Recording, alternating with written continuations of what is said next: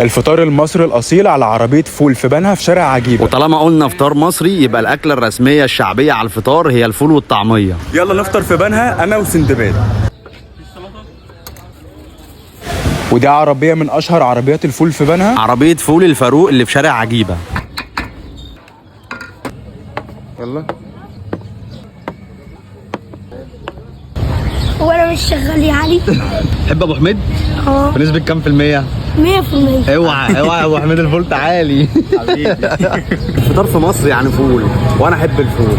وعشان أنت بتحب الفول أنا هبدأ بالفول. بسم الله. طعمه خطير يا جماعة. لازم نفرك العيش كده عشان رابطة. خش عليها كده. خش يا معلم. البصل كده الكلام عالي. وطبعا الفطار المصري ما يحلاش غير بشوية سلطة حلوة.